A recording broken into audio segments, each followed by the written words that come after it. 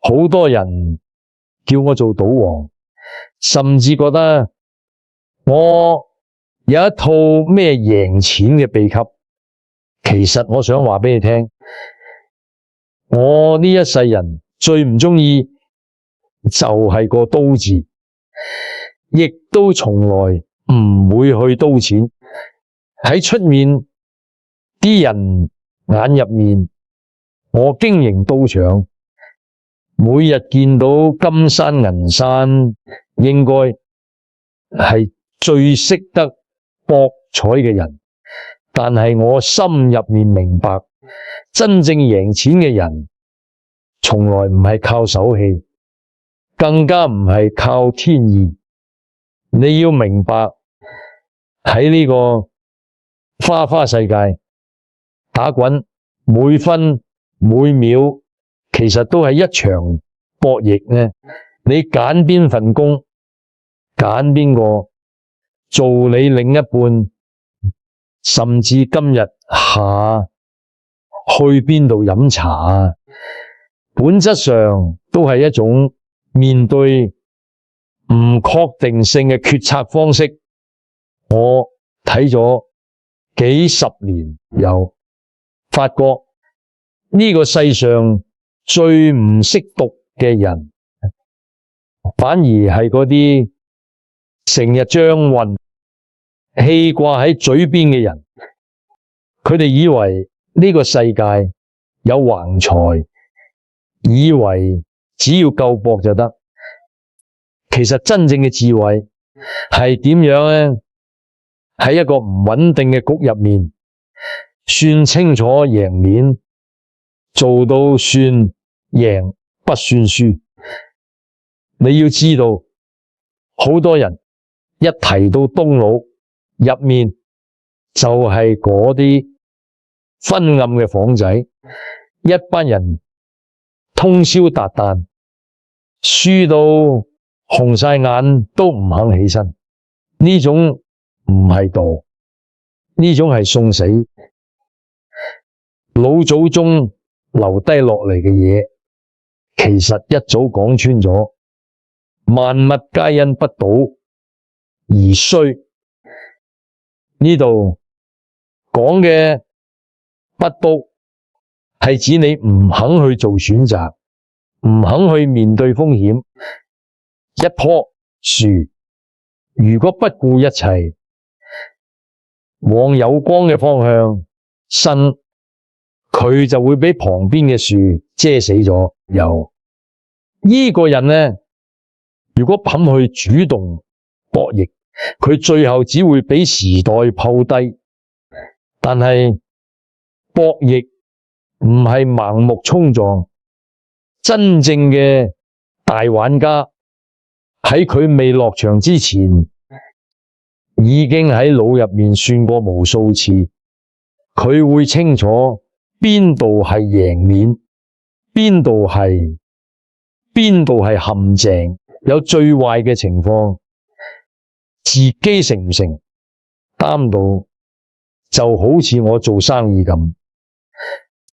好多人話我夠吉屎油，其實我係喺出手之前已經將條路睇得清清楚楚。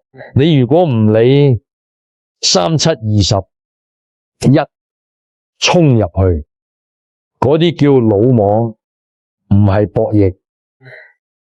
喺百家樂嘅理上面，真正能做到長期穩定贏錢嘅，其實只有兩種處於認知天平極端嘅人。第一種人係極度理智嘅數學信徒，佢哋根本唔信咩手風，唔信咩路子，喺佢哋眼入面有頭場就係一部精細嘅大數定律機器，嗰個微小到睇唔見嘅莊家優勢就係鬥場嘅護城河佢哋唔會俾連贏沖昏頭腦，沒有，亦都唔會俾連輸搞到發脾氣。佢哋只係喺度執行緊一個冰冷嘅程式。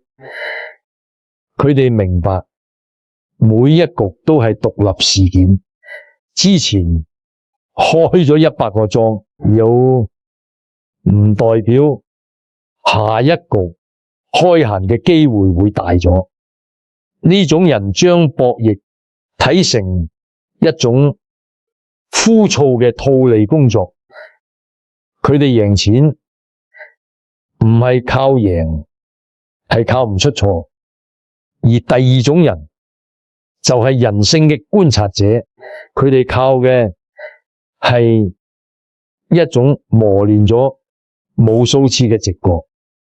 我哋叫呢啲做心，佢哋唔睇數據，佢哋睇人，佢哋會留意荷官嘅表情，觀察同禮達客嘅能量場，甚至會感知成個場管理層咧當下嘅氣氛。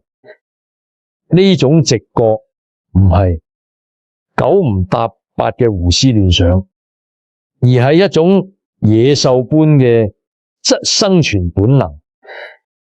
當佢哋感覺到個局唔對路，有一種講唔出嘅信號話俾佢聽唔行咧，佢哋會毫不猶豫咁起身走人，絕對唔會拖泥帶水。佢哋贏錢係靠對人性嘅深刻洞察，同埋對自己直覺嘅絕對信任。最慘嘅係嗰啲鴿喺中間嘅人，佢哋既唔信數學，又唔信直覺，佢哋用感覺去質疑數學，見到連續開咗幾鋪莊，就覺得下一鋪實係閒。呢個就係所謂嘅賭徒。等到佢哋感覺唔對路嗰陣，佢哋又會用數學嚟呃自己，覺得按概率計算應該仲有得搏。佢哋成日心大心細，喺呢種內耗入面，最後只會俾人兩頭通食。人最怕就係唔上唔落，做人同做生意都係一樣。你要麼就鐵底理智，要麼就鐵底感性，最忌就係半桶水。其實人生呢場局最重要嘅籌碼唔係你袋入面有幾多錢，亦都唔係你有咩背景，而係你嘅德行。呢句說話聽落好老土，但係我見過咁多人起落落，有發覺最後能站得靠譜嘅人，做生意咧，做生意講嘅係信譽。冇你下次當金使，人哋先會願意借力俾你。如果你成日諗住搵人便宜，靠坑蒙拐騙嚟搵快錢，你個局遲早會崩。德不配位，必有災殃。如果你嘅能力同品行跟唔上你所處嘅位置，呢個缺口遲早會爆出嚟，就好似喺沙灘上面起豪宅，表面睇落好豪華，但係只要風浪一嚟，根基唔穩就實冧。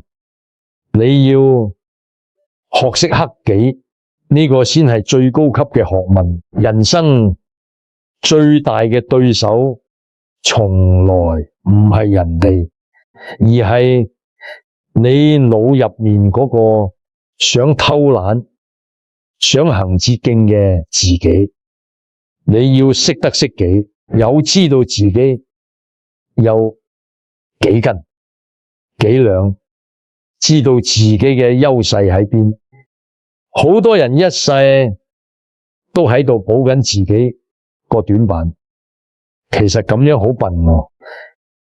你應該將精力放喺強化你嘅長處上面。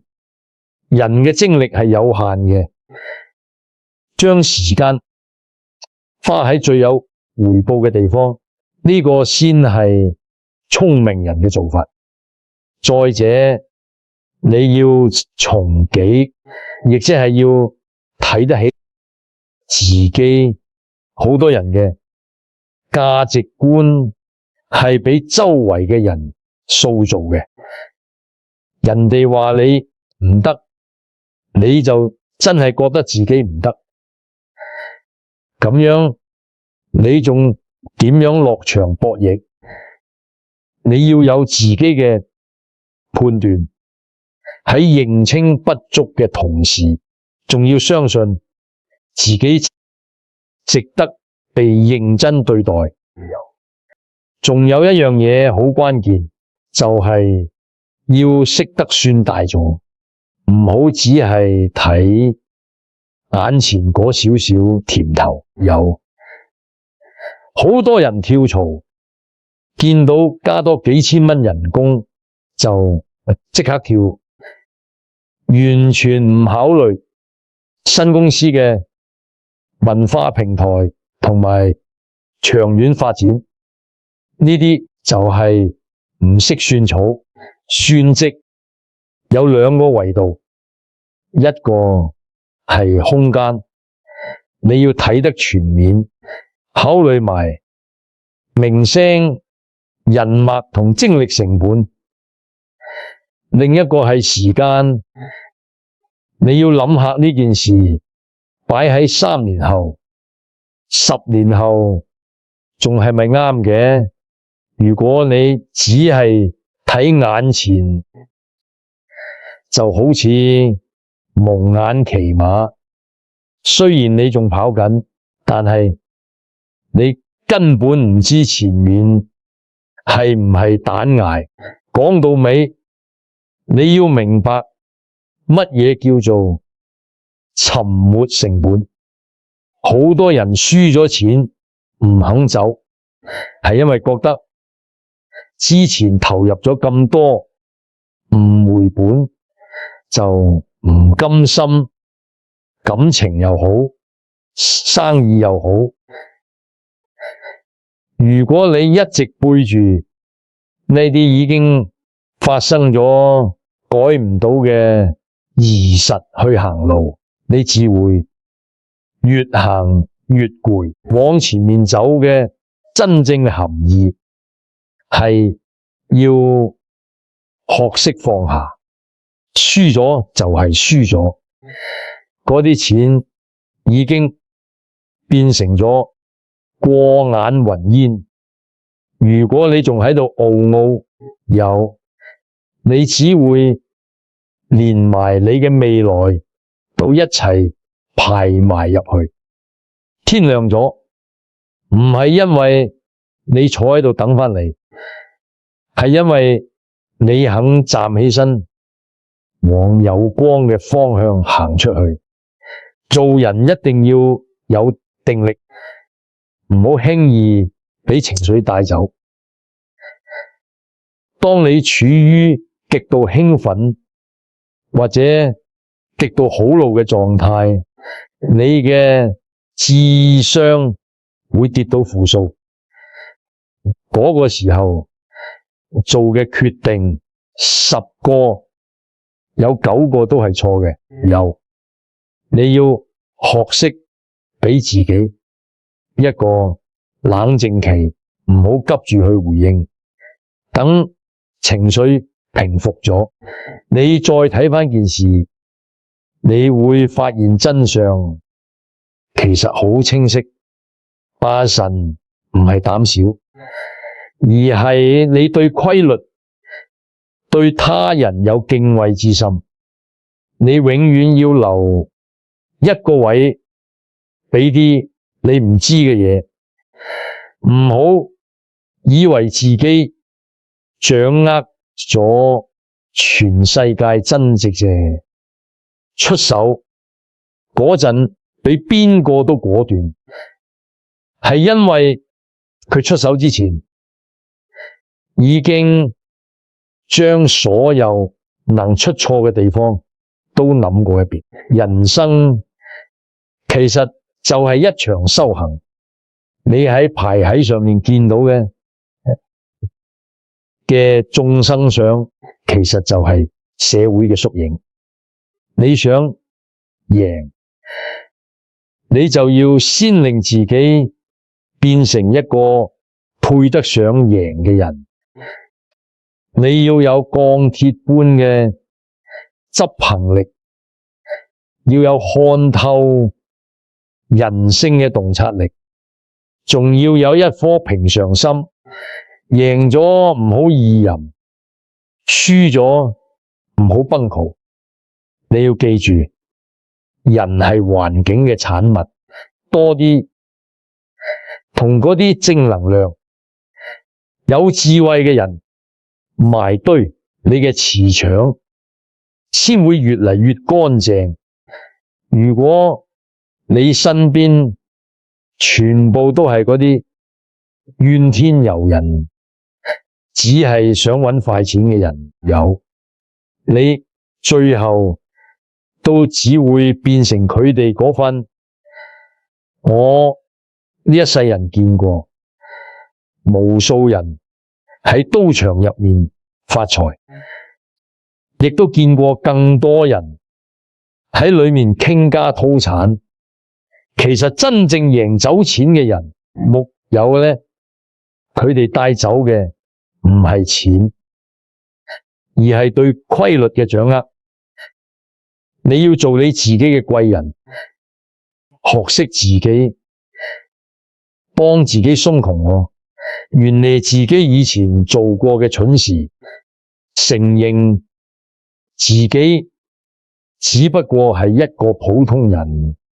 當你真正放低嗰啲無謂嘅執着，你先會發現，原來人生呢場博弈最精彩嘅地方，唔係你贏咗幾多籌碼，而係你點樣喺風雲變幻入面守得住自己嗰顆心。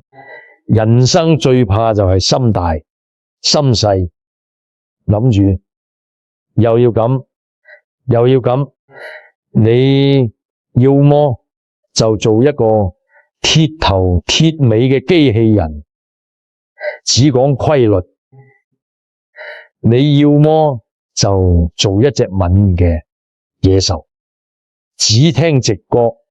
最緊要係你要統一起嚟，唔好俾你嘅大腦同你嘅心打架賭場，就係一個裁判，佢睇住你內耗，佢就喺旁邊抽水。你內耗得越勁，你輸得越快。所以你要學識熄咗大腦入面嗰啲雜音，聽下你心入面最真實嘅聲。當你肯播出嗰一步，哪怕只係一小步，你都會發覺嗰啲你以為跨唔過嘅坎，其實只不過係一塊細細嘅石頭。做人嘅格局決定咗你最後能行幾遠，唔好喺世事上面計較，要將你嘅精力留俾真正重要嘅目標。錢買唔到幸福，但係錢可以幫你嘅愛築起一個溫暖嘅巢。你要尊重規律，尊重金錢。當你將金錢當成係一個夥伴，而唔係主人嘅時候，佢先會真正服務於你。順應天道，勤奮做事，保持善良，呢啲看似老生常談嘅道理，其實先係人生呢場大局入面最穩陣嘅底牌。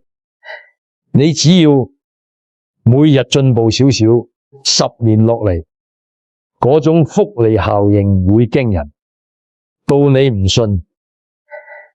最後我想同你講，人生唔係得贏同輸，有時你輸咗一場小局，其實係幫你贏返一個大局。最重要嘅係你仲喺度行緊，只要你個人仲喺度屈，一切都有轉機，唔好俾過嘅陰影遮住你眼，亦都唔好俾未來嘅焦慮困住你腳。活在當下，全神貫注於你手入面呢一個牌，做好你每一個當下嘅選擇。當你真正學識點樣面對自己，學識點樣同呢個世界博弈，你就會發現你已經係自己人生入面真正嘅王。唔好再問點算好，答案一早喺你腳下，行出去，天就自然會光。行多一步，你就贏多一分。